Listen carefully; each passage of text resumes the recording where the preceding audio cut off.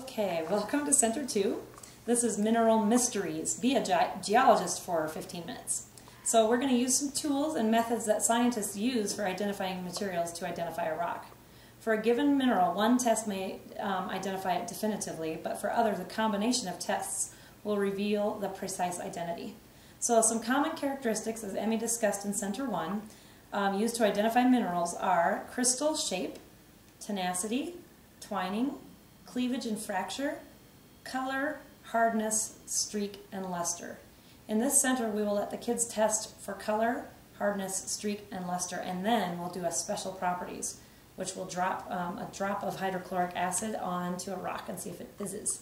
This gets the kids really excited, but the hydrochloric acid is only for the adult volunteer to do. So I just want to make sure that's clear. The way we break this center up for the different grades is kindergarten through first grade. You're probably going to pretty much want to do the whole entire chart for them. So we have a chart with dry erase markers, which I'll show you in a minute. And then for second grade, we kind of let the kids as a group fill out the chart with a dry erase marker. And then the third and fourth grade will have handouts that they can actually fill out themselves and take home to advertise about ELF. Say how great ELF is. This would be a great center for 2 parent volunteers.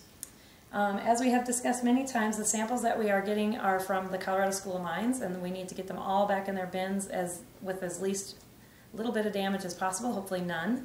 There are numbers on the rock samples. We need to make sure the kids don't pick those off and do any other damage to the rocks, because that would greatly inhibit our ELF budget. So we're going to look through the materials first, and then I'll discuss a little bit about the testing. It's pretty self-explanatory, and once you read the outline, you'll definitely become a lot more familiar with the resources of the outline and the YouTube. So here we have some stuff to start talking about.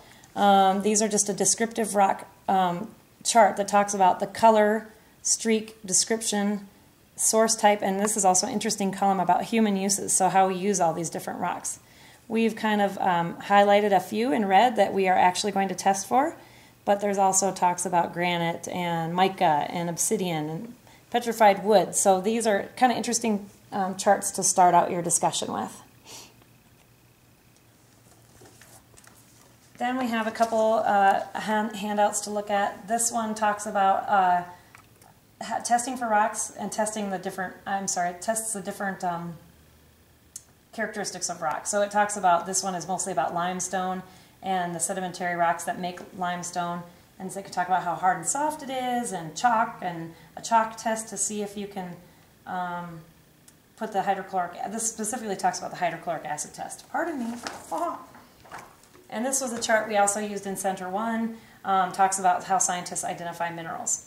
And again, minerals are what make up a rock, and so if you can test a mineral in a rock, you can determine what kind of rock it is. Okay. So on to the charts we were discussing. This is a key. This is filled out, so it just gives you some ideas of the proper terminology to use.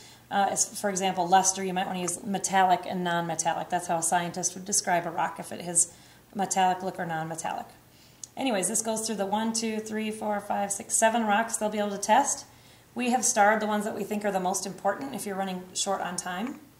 And then we also have a list of what tool they will use to test the rocks. And the tools, well, we'll get to that in a minute.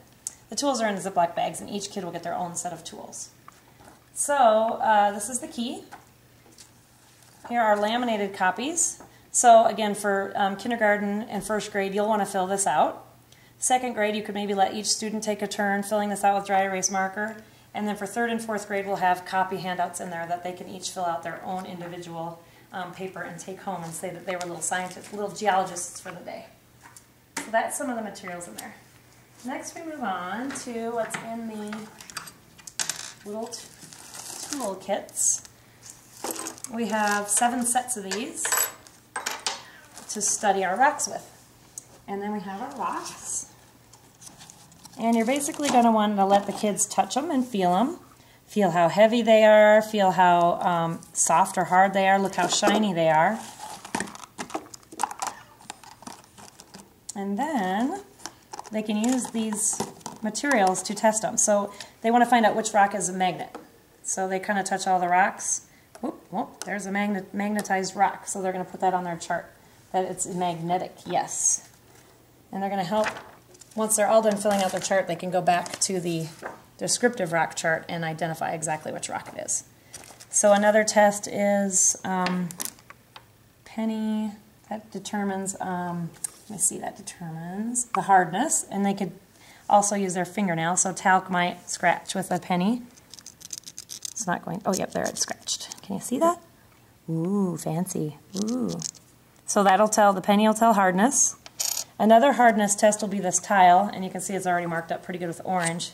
That this rock, hematite, is that what we said it was? Yeah. Is very soft and can leave a mark, whereas maybe something else. Oh, the magnetite does too. Isn't it a fancy name? Magnetite as magnetized. Oh.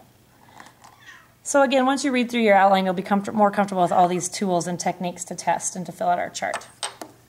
But for now, let's see, what else do we have in there? Oh, hydrochloric acid.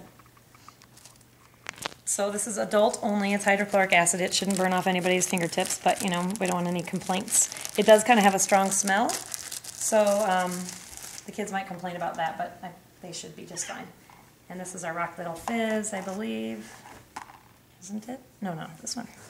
Let's find out. Oh! So we'll put one drop on. I wouldn't put one on every rock, but nope, that's pretty stagnant there.